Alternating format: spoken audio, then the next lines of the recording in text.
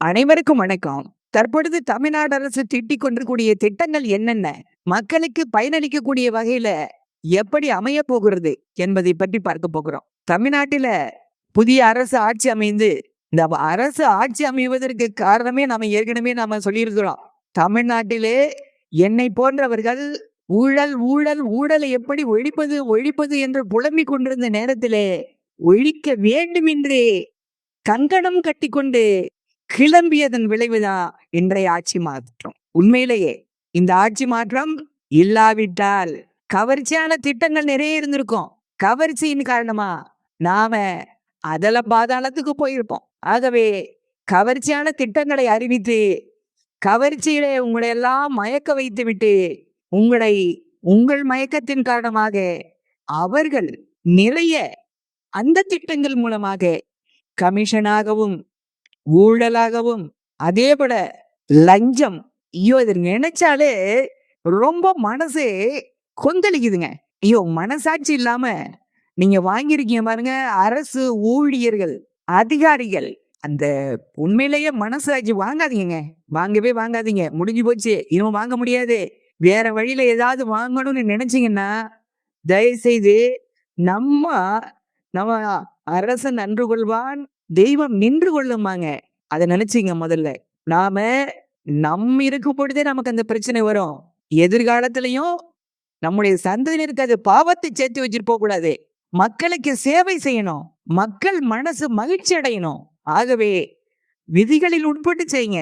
விதிகளை தளர்த்துவதற்கும் அதாவது சட்டத்துல ஓட்டை இருக்கா, எந்த ஓட்டையை பயன்படுத்தி நம்ம லஞ்சம் வாங்கலாம், சட்டங்கள் எல்லாமே ஒரு ஸ்கேலா தான் வச்சிருந்திருக்கீங்க. ஸ்கேல். ஆகவே சட்டங்கள் போட போட அதிகாரிகளுக்கு லஞ்சம் வாங்குவதற்கும் ஊழல் செய்யறதுக்கும் நிறைய வழிவகை செய்துதான் கொடுத்திருக்கு பல சட்டங்கள். நம்முடைய முன்னாள் முதலமைச்சர் அவர்கள் சொல்லுவாங்க, சட்டம், அதாவது யாரு, காமராஜர் ஐயா அவர்கள் சொல்லுவாங்க, சட்டம் நாட்டு மக்களுக்காக. நாட்டு மக்களுக்காக சட்டம் அல்ல, சட்டம் தான் நாட்டு மக்களுக்கு. நல்லது செய்யணும் சட்டம். அதான் ஒரு தேசிய கீதம் ஒன்று பாடப்பட்டு கொண்டிருக்கும் பொழுது ஒரு பையன் மயங்கி விழுந்து விட்டான் என்றால் அது தேசிய கீதம். இதை நாம மரியாதை கொடுக்க வேண்டும். இறுதி வரை நாம் அசையாமல் இருக்க வேண்டும் என்றால் அந்த பையன் மயங்கி விழுந்த பையன் உயிர் போய்விடும். ஆகவே அதான் சொல்லியிருக்காங்க. ஆகவே அந்த நேரத்தில் நாம் உயிர் தான் முக்கியம் என்று பார்க்க வேண்டும். ஆகவே நாட்டு மக்களுக்காகத்தான் சட்டம், சட்டத்திற்காக மக்கள் அல்ல என்று நாம புரிய வேண்டும். அனைவருக்கும் வணக்கம். தற்பொழுது தமிழ்நாடு அரசு திட்டிக் கொண்டிருக்கூடிய திட்டங்கள் என்னென்ன, மக்களுக்கு பயனளிக்கக்கூடிய வகையில எப்படி அமைய போகிறது என்பதை பற்றி பார்க்க போகிறோம். தமிழ்நாட்டில புதிய அரசு ஆட்சி அமைந்து, இந்த அரசு ஆட்சி அமைவதற்கு காரணமே ஏற்கனவே சொல்லியிருக்கிறோம்.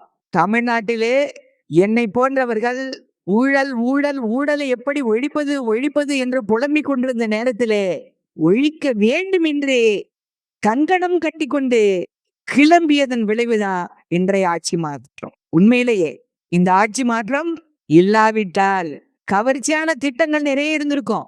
கவர்ச்சியின் காரணமா நாம அதல பாதாளத்துக்கு போயிருப்போம். ஆகவே கவர்ச்சியான திட்டங்களை அறிவித்து கவர்ச்சியிலே உங்களை எல்லாம் மயக்க வைத்து விட்டு உங்கள் மயக்கத்தின் காரணமாக அவர்கள் நிறைய அந்த திட்டங்கள் மூலமாக கமிஷனாகவும் ஊழலாகவும் அதேபோல லஞ்சம், ஐயோ இது நினைச்சாலே ரொம்ப மனசு கொந்தளிக்குதுங்க. ஐயோ மனசாட்சி இல்லாம நீங்க வாங்கியிருக்கீங்க பாருங்க. அரசு ஊழியர்கள், அதிகாரிகள், அந்த உண்மையிலேயே மனசாட்சி வாங்காதீங்க. வாங்கவே வாங்காதீங்க. முடிஞ்சு போச்சு, இனிமே வாங்க முடியாது. வேற வழியில ஏதாவது வாங்கணும்னு நினைச்சீங்கன்னா தயவு செய்து நம்ம அரசன் நன்று கொள்வான், தெய்வம் நின்று கொள்ளுமாங்க. அதை நினைச்சீங்க முதல்ல. நம் இருக்கும் பொழுதே நமக்கு அந்த பிரச்சனை வரும். எதிர்காலத்திலையும் நம்முடைய சந்ததியினருக்கு அது பாவத்தை சேர்த்து வச்சுட்டு போக கூடாது. மக்களுக்கு சேவை செய்யணும். மக்கள் மனசு மகிழ்ச்சி அடையணும். ஆகவே விதிகளில் உட்பட்டு செய்யுங்க. விதிகளை தளர்த்துவதற்கும் அதாவது சட்டத்துல ஓட்டை இருக்கா, எந்த ஓட்டையை பயன்படுத்தி நம்ம லஞ்சம் வாங்கலாம், சட்டங்கள் எல்லாமே ஒரு ஸ்கேலா தான் வச்சிருந்திருக்கீங்க. ஸ்கேல். நம்முடைய முன்னாள் முதலமைச்சர் அவர்கள் சொல்லுவாங்க, சட்டம், அதாவது யாரு, காமராஜர் ஐயா அவர்கள் சொல்லுவாங்க, சட்டம் நாட்டு மக்களுக்காக. நாட்டு மக்களுக்காக சட்டம் அல்ல. சட்டம் தான் நாட்டு மக்களுக்கு. நல்லது செய்யணும் சட்டம். அதான் ஒரு தேசிய கீதம் ஒன்று பாடப்பட்டுக் கொண்டிருக்கும் பொழுது, ஒரு பையன் மயங்கி விழுந்து விட்டான் என்றால், அதுக்கு தேசிய கீதம். இதை நாம மரியாதை கொடுக்க வேண்டும். இறுதி வரை நாம் அசையாமல் இருக்க வேண்டும் என்றால், அந்த பையன் மயங்கி விழுந்த பையன் உயிர் போய்விடும். ஆகவே அதான் சொல்லியிருக்காங்க. ஆகவே அந்த நேரத்தில் நாம் உயிர் தான் முக்கியம் என்று பார்க்க வேண்டும். ஆகவே நாட்டு மக்களுக்காகத்தான் சட்டம். சட்டத்திற்காக மக்கள் அல்ல என்று நாம புரிய வேண்டும். புரிந்து கொள்ள வேண்டும். ஆகவே தற்பொழுது ஆட்சி பொறுப்பேற்றத்திலிருந்து எதற்கு எந்த டெண்டர் ஒண்ணு விடல? ஏன் இன்னும் வளர்ச்சி போய் நீ விடல? எதுவுமே செய்யலையே, எதுவுமே செய்யலையேன்னு நீங்க சொல்லிட்டு இருக்கீங்க. அந்த சொல்றாங்க பாருங்க, அவங்க மனசுக்கு நல்லா தெரியும். ஆனா உங்களை குழப்பி விடும் வேலை. உங்களை குழப்பி விடுவாங்க. இப்படி ஏதாவது குழப்பி விட்டு, குட்டைய குழப்பி, பேச்சுல உங்கள மயக்கி கொண்டு போய் என்ன செஞ்சிருவாங்க? ஓட்டா மாத்தி ஆட்சிய மாத்துறதுக்கான முயற்சி. தயவு செய்து ரொம்ப ஸ்ட்ராங்கா இருக்கணும். உண்மையா அவர்கள் சொல்வதில் எத்தனை சதவீதம் உண்மை, எத்தனை சதவீதம் பொய் இருக்கிறது? நம்மை பேச்சில மயக்குகிறார்களா? ஆக இவையெல்லாம் நாம கல்வியின் மூலமாகத்தான் நாம அறிய முடியும். அந்த கல்வியை நாம் சிறப்புற நாம பெற்றால்தான், அந்த ஆறறிவை நாம சிறப்பாக பயன்படுத்தினால் மட்டும்தான் நம்முடைய சூழ்ச்சி வலையில நாம் சிக்காமல் இருக்கலாம். அதுவே பொதுவாக உலகத்துல யாரு சொன்னாலும் எல்லா அறிக்கையும், எல்லா தகவலையும், எல்லா ஒரு வெளியீட்டையும், எல்லாரோட அறிக்கையும் கேட்கணும். ஏதாவது ஒரு அரசியல்ல ஒருத்தர் வெள்ளை அறிக்கை விடுறாங்க, வேற ஒருத்தர் அறிக்கை விடுறாரு, அவர் அறிக்கை விடுறாரு, எல்லாத்தையும் கேட்டாதான் எது உண்மைன்னு தெரியும். ஒரு சாரார் சொல்றதை மட்டும் கேட்கறது, ஒரு சாரார் சொல்றதை கேட்கறதே இல்லைன்னா அவர்கள் அப்படியே மூளை மழுங்கடிக்கப்பட்டிருக்குது அர்த்தம். உண்மையிலேயே சொன்னா இப்பதாங்க நாட்டுக்கு சுதந்திரமே கிடைச்சிற மாதிரி இருக்கு. உண்மை அதுதான். நாம இதுவரைக்கும் கொடியேற்றி இருக்கிறோம். சுதந்திர தினம், குடியரசு தினத்திற்கு கொண்டாடி இருக்கிறோம். ஆனால் இதுவரைக்கும் கொண்டாடுறது வெள்ளையன்ட்டு இருந்து விடுதலை வாங்கியதற்கு. ஆனால் வாங்கினாலும் இந்த லஞ்சம், ஊழல், கமிஷன் ஒழிஞ்சதற்கு பிறகுதான் நம்முடைய முழுமையான சுதந்திரம் வந்திருக்கு. நம்முடைய நாட்டு வளர்ச்சி என்பது இனிமேல் தான் தலை தூக்க போகுது.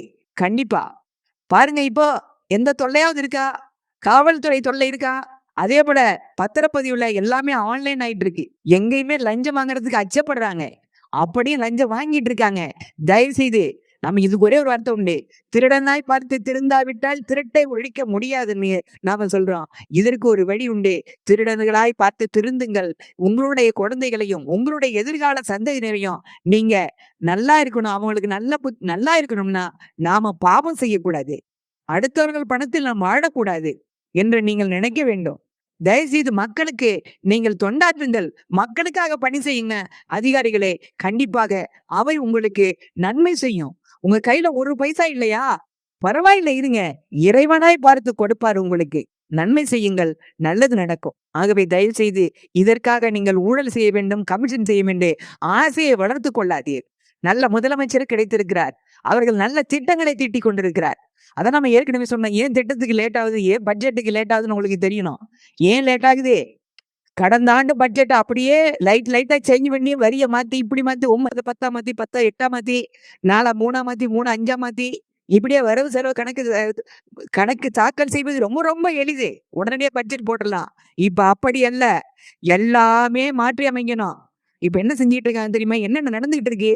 ஒண்ணு இப்போ வெளி மாநிலத்துக்கு போகக்கூடிய இந்த நம்முடைய குவாரிகள்ல இருந்து கிராவல், அதே போல ஜல்லி, மணல், எம்சாண்ட், பீசாண்டு, அதே போல முக்கால் ஜல்லி, அரை ஜல்லி எதுவுமே வெளி மாநிலத்துக்கு கடத்துவது தடை செய்யப்பட்டிருக்கு. கடத்துறது இல்ல, விற்பனையே கூடாது. எல்லையில தடை.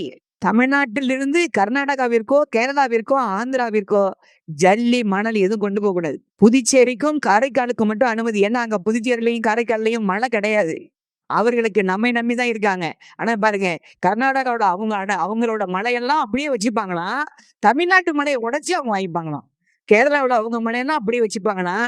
தமிழ்நாட்டில் உள்ள மலையை உடைச்சு அவங்க வாங்கிப்பாங்களாம். ஆந்திராவோட அவங்க நிலையை வச்சிருப்பாங்கன்னா இது எல்லாம் என்னது? ஆகவே இதெல்லாம் தமிழ்நாட்டோட இயற்கை வளம் கண்ணுக்கு தெரியாமல் சுரண்டப்பட்டிருக்கிறது. காரணம் இவங்களும் வித்தாதானே காசுக்கு பணம் பாக்கெட்ல வரும். ஒரு மலைக்கு டெண்டர் விடுறது, 10 மலையை உடைச்சு விற்கிறது. இப்படியே ஓடிட்டு இருந்திருக்காங்க. ஆகவே தயவு செய்து புரிஞ்சுக்குங்க. இனிமேல் அது நடக்காது. விழித்துக் கொண்டு விட்டார்கள். ஆகவே நிறைய ஊழல்லாம் கண்டுபிடிக்கப்பட்டிருக்கு. ஆனால் அந்த ஊழல்லாம் போட்டு எடுத்துக்கிட்டு பிரச்சனை பண்ண வேண்டாம்னு விட்டுட்டு இருக்காங்க. தெரியுதுங்களா? நடந்தது நடந்து முடிந்து விட்டது. இனிமேலாவது சரியாக இருக்கட்டும். நாம் சரி செய்வோம். பழைய பிரச்சனை வேண்டாம். இனிமே சரி பண்ணுவோம்னு அப்படியே போயிட்டு இருக்காங்க. எடுத்தா பெரிய பிரச்சனைகள்லாம் கிளம்பும். புரியுதுங்களா? ஆகவே தயவு செய்து மக்கள் நீங்கள் புரிந்து கொள்ள வேண்டும். ஆகவே இன்னும் என்னென்ன செஞ்சுட்டு இருக்காங்க? நிறைய மாற்றங்களுக்கு திட்டம் போட்டுட்டே இருக்காங்க. இதுவரைக்கும். அதேபோல பள்ளிக்கு காலை உணவு திட்டத்துல ஒரு மாற்றம் கொண்டு வரப்போறாங்க. காலை உணவு திட்டத்துல சுவை குறைவாக இருக்கின்றன்னு ஒரு குற்றச்சாட்டு வந்திருக்கிற காரணத்தினால, அதாவது காலை உணவையே வெளியில அதாவது ஹோட்டல்கள்லயோ அல்லது மெஸ்லயோ அல்லது கேட்டரிங் ஒரு மாணவர்கள்ட்டயோ ஒரு நிறுவனத்திடமோ புதிதாக ஒரு நிறுவனத்தை தொடங்கி அதன் மூலமாக ஒரு டெண்டரை கோரியோ இதன் மூலமாக ஹாட் பேக் மூலமா சூடான சாப்பாட்டை பள்ளிக்கு கொண்டு போய் வழங்குவதற்காக திட்டமிட்டு இருக்காங்க. அப்படிப்பட்ட டெண்டர். அடுத்தது பாருங்கன்னா, இதுவரைக்கும் நம்ம வெறி நாய் தொல்லை தாங்க முடியல சொன்னோமே. நாம என்ன சொல்லிட்டு இருந்தோம்? வெறி நாய் எப்படி நாய்க்கு எப்படி வெறி பிடிக்குது? நாய்க்கு உணவு இல்லாததுனால தான் அதுக்கு வெறி பிடிக்குது. ஒண்ணு நாய்க்கு உணவு போட்டு தனியா ஒரு முகாம் அமைக்கணும். இல்லைன்னா நாயெல்லாம் கருத்தடை பண்ணணும். பெண் நாய்க்கோ, ஆண் நாய்க்கோ கருத்தடை பண்ணியாச்சுன்னா, நாய் பெருக்கம் குறையும். இப்ப எப்படியாவது ஒரு கட்டுப்பாடு நடவடிக்கை வேணுமா வேண்டில்லையா? நாய் உயிர்களை கொல்லக்கூடாது. உயிரிழந்த அன்பு வேண்டும். பாரதியார் சொல்லியிருக்காரு, உலக மக்கள் வேண்டும். உயிர்களை கொல்லக்கூடாது. ஒரு சின்ன எறும்பு கூட வள்ளலார் என்ன சொல்லியிருக்காரு? சின்ன எறும்பு கூட அவருக்கு துன்பம் விளைவித்தது கிடையாது. ஆக வள்ளலார் கோட்பாடுபடி நாம எல்லாம் நடக்கணும்.